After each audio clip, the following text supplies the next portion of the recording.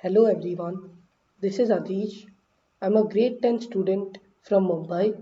So today's problem is prime game. The difficulty level of this problem is easy medium, and the only prerequisites you need to know to be able to solve this problem are number theory, specifically modular arithmetic and divisibility, and game theory. Specifically, you should know the basics of what are winning states and losing states in a combinatorial game. So before I explain the problem statement and my solution for this problem, I encourage you to go to this URL with this problem code and to try to solve this problem on your own. And now I'll be explaining the problem statement. So in this problem, basically we are given two players, Chef and Divyam, who play a game. Initially an integer x factorial is written on the board and they alternate turns. Chef goes first. In each move, the current player chooses a positive integer d which is divisible by up to y distinct primes and is less than x factorial, or basically is less than the integer currently written on the board, and d is subtracted from that board. So for example, if a was written, it's replaced by a minus d, and when one player writes 0 on the board, the player who writes 0 wins. So given x and y, we need to determine whether Chef will win or Divyam will win, and we need to answer this for t independent test cases. The constraints are very important over here. T is less than or equal to 10 to the power of 6 and x and y are both less than or equal to 1e6. So this basically means an O of log n or an O of 1 solution is expected per test case. So that will be our goal. And let's look at some examples to understand the problem statement better. In the first example, the initial number written on the board is 1 factorial, which is 1, and since 1 is divisible by no primes, Chef will just write 0 and win the example in the first move, so he'll win the game. And in the second and third examples, you can verify that Chef is forced to lose the game, or basically Divyam wins the game. So now I'll be explaining the solution based on a few key observations, and basically the observations will be targeted at trying to find the winning and losing states, because we are clearly asked to figure out whether the starting player wins. So if the state which you are given is a winning state, then we just print Chef, and if the state which we are given is a losing state, we just print Divyam. So now let's try to find the winning states and the losing states in this game theory problem. So let's first make a critical observation based on the product of the first y plus 1 primes. So we are considering some special number n to be the product of the first y plus 1 primes. So the reason why we do this is because notice that we want a number to be divisible by up to y distinct primes. So this suggests that there are some good properties of the product of the first y primes, or in this case we chose it to be the product of the first y plus 1 primes. So now let's look at what those properties are of n, which will enable us to find the winning and losing states. So there are two key properties. The first property is that the difference between two multiples of n is divisible by the first y plus 1 primes, and basically has at least y plus 1 distinct prime factors. So the reason why this is true is because if you consider some number k into n, some multiple k into n, minus some multiple q into n, then you'll notice that n is a common factor of this resulting number, and since n is divisible by the first y plus 1 primes, this product will also be divisible by the first y plus 1 primes. So this is the first key property which will enable us a little later to find out the winning and losing states. The second key property which you can make, second key observation which you can make based on the definition of n, is that the difference between a multiple of n and a null multiple of n will have at most y distinct prime factors, or basically it won't be divisible by more than y prime factors.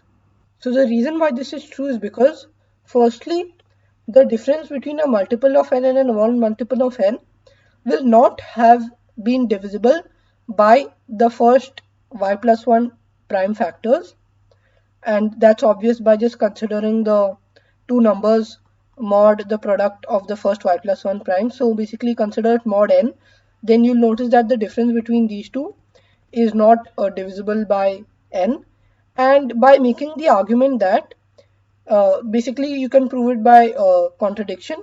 If you assume that it is divisible by y plus 1 distinct prime factors, then you'll reach a contradiction based on the quantity of n.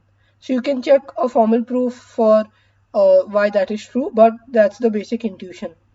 Now I'll um, explain why these two key observations help us to determine the winning and losing states.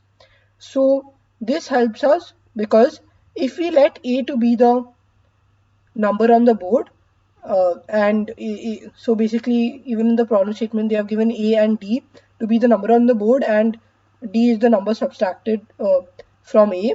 So if we let A to be the number on the board, there are two cases. The first case is that A is divisible by n, and the second case is that A is not divisible by n.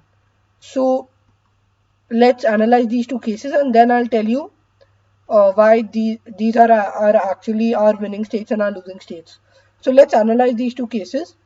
The first case is that if A mod n is 0, so basically if A is divisible by n and we subtract the number D, so notice that the condition on D is that D should be divisible by up to y distinct primes. So basically we'll use this observation to handle case 1. So we'll basically conclude that A minus D is not divisible by n, and A minus D is not divisible by uh, has at most y distinct prime factors. So basically we are going from a divisible state. So the number A which is written on the board is divisible by n. So we are going from a divisible case. So when A is divisible but A minus D is not divisible. So A is divisible but A minus D is not divisible, and this happens for all values of D which we choose. So that's the key idea. This is case 1. The second case is that A is not divisible. So if A is not divisible, then what I'm basically going to prove is that A minus D can be divisible. So A minus D can be congruent to 0 mod n, or basically it can be divisible by n. And why do we need this can? That's because if we let D to be the remainder of A mod n, so we just assign D to be A mod n, then in that case we know that A minus D will be 0 mod n, or basically the resulting number will be divisible by n if we let D to be A mod n, and the condition is met. So the required condition was that D should be divisible by up to y distinct primes, and this condition is met. So that's basically why we can go from a non-divisible state to a divisible state. So basically what we know that from a divisible state, when A is divisible by n, we are forced to go to a non-divisible state. So non-divisible, and from a non-divisible state we can go to a divisible state. So this clearly tells us that a divisible state from which we are forced to go to a non-divisible state is going to be the losing state. Like that's the basic property of a losing state. And the basic property of a winning state, which is a non-divisible state, is that we can go to a losing state. So that's why the observations clearly suggest that the winning state is A not divisible by n and the losing state is A divisible by n. And the reason why this can be further verified is by considering the border case 0. So if the number on the board was 0, then 0 is not divisible. So that's why the person who has to play when the number is 0 will lose, and the person who can get the number to 0 basically wins. So yeah, so when a person writes 0 on the board, he wins. So the person who plays when the number 0 is written on the board loses. So that's why 0 is actually a losing state, and 0 is divisible by any number. So that's why we can verify even in the border case this logic works. And now what we basically need to do is that we need to check whether A. So let's come back to the problem. So in the original problem, we are given A is x factorial and n is the product of the first y plus 1 primes. So it's the product for all I going from 1 to y plus 1 pi, where pi is the ith prime number. So that's what n is. And now we just need to check whether x factorial is divisible by n or not. So we just need to check whether x factorial is divisible by the product of the first y plus 1 primes. And if we do this naively, then it's too slow and it may even exceed the bounds of a normal integer or a long log. So now let's try to be cleverer and let's try to use some divisibility properties. So note that x factorial is 1 into 2 into all the way up till x, and let's consider just one prime number pi. So x factorial will be divisible by a prime number pi if and only if x is greater than or equal to pi. So that holds. And now let's try to extend this for all prime numbers going from 1 p1 to py plus 1, and it's clear that all the prime numbers are relatively co-prime to each other. So since all the prime numbers are relatively co-prime to each other, we basically just need to check. So just check if x factorial is divisible by pi for all I going from 1 to I plus 1, and that can be basically reduced to the fact that x factorial should be divisible by py plus 1, and that will basically be the case when x is greater than or equal to py plus 1. So that's all that we need to check. If x is greater than or equal to py plus 1, then we'll know that the numbers will basically be something like this. So x factorial will basically be something like this: p1, then there's going to be some numbers, then p2, then some numbers all the way up till py, and then py plus 1, and then x comes later. So that's the basic reason why we need x factorial, why we need x to be greater than or equal to py plus 1. And if x was not greater than py plus 1, then we know that that the number x factorial would not be divisible by py plus 1. So this is just some basic properties of divisibility from which we derive this result. And now we just need to check this. So to check whether x is greater than or equal to py plus 1, we just need to check whether the number of prime numbers less than x. So let's say the number of primes less than x,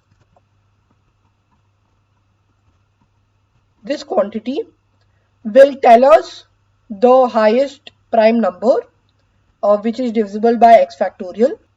So actually the number of prime numbers less than x should actually be greater than or equal to y plus 1. Then only we'll know that the quantity x factorial is divisible by y plus 1. So we can easily find the number of primes less than x using the sieve of Eratosthenes, and I'll be presenting the code explaining more specifically how we can use the sieve to find the number of primes less than x, and then we just need to compare that to y plus 1.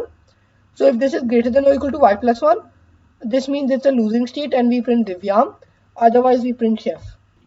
So in my code, I have a pref array which stores the number of prime numbers less than or equal to x for all x, and this is of size 10 to the power of 6 plus 1 because that's the maximum possible value of x.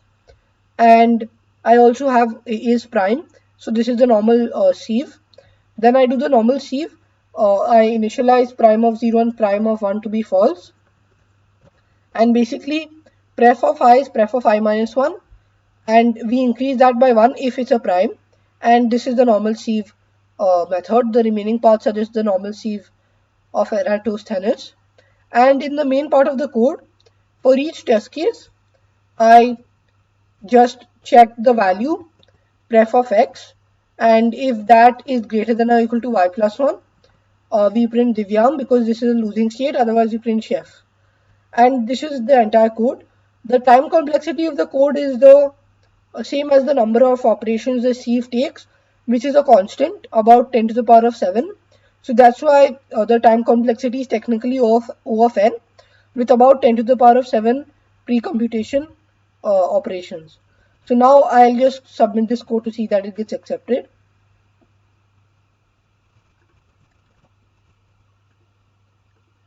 So as you could see, my code got accepted. I hope you like this problem and my solution for this problem. If you had any doubts in the solution, do leave them in the comments down below. And if you like this video, don't forget to give it a thumbs up.